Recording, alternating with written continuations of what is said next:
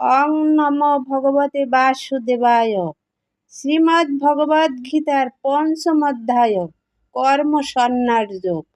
আজকে আমি 19 এবং 20 এই দুইটি শ্লোক পাঠ করব।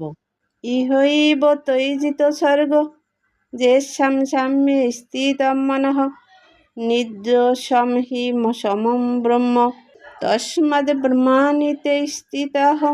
অনুবাদ: যাদের মন সমভাবে অবস্থিত হয়েছে, যারা ইহলোকে জন্ম মৃত্যুর সংসার জয় করেছেন, তারা ব্রহ্মের মতো নির্দোষ, তাই তারা ব্রহ্মে অবস্থিত থাকেন।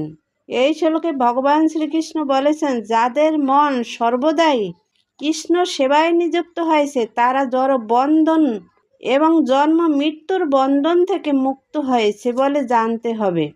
যতক্ষণ জীব তার দেহটিকে তার স্বরূপ বলে মনে করে, ততক্ষণ সে জড় জগতের বন্ধনে আবদ্ধ থাকে। কিন্তু আত্ম উপলব্ধির ফলে যখন সে সব কিছুর প্রতি সমদৃষ্টি সম্পন্ন হয়, তখন সে জড় বন্ধন থেকে মুক্ত হয়। তখন আর তাকে এই জড় জগতে জন্মগ্রহণ করতে হয় না। দেহত্যাগ করার পর সে ভগবত ধামে প্রবিষ্ট হয়। ভগবানের কখনো রাগ, দ্বেষ, হিংসা থাকে না।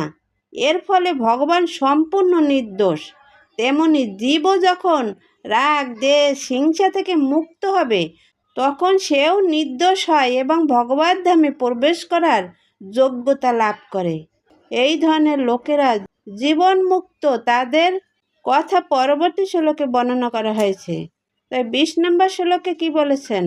ন পুররিষ্যতে প্রিয়ম প্রাপ্য ন উদ্ধীযতে প্রাপ্য স্বপ্রিয়ম স্থির বুদ্ধি অসংমূঢ় ব্রহ্মবিদ ব্রহ্মণি স্থিতঃ। অনুবাদ: যে ব্যক্তি জড় জগতে তার দেহাত্ম বুদ্ধির দ্বারা সুখে দুঃখে বিচলিত হন না, তিনি স্থির বুদ্ধি এবং মোহশূন্য, তিনি ভগবত তত্ত্ববেত্তা, তিনি ব্রহ্মেই অবস্থিত। তাৎপর্য: এখানে আত্মজ্ঞানী মহাপুরুষের কথা বর্ণনা করা হয়েছে। তার প্রথম লক্ষণ হচ্ছে যে তিনি মোহাচ্ছন্ন হয়ে তার দেহটিকে তার স্বরূপ বলে মনে করেন না। তিনি সুনিশ্চিতভাবেই জানেন যে তিনি তার দেহ নন। তার প্রকৃত দেহ স্বরূপ হচ্ছে পরম পুরুষোত্তম ভগবান শ্রীকৃষ্ণের এক অনুসদৃশ অংশ।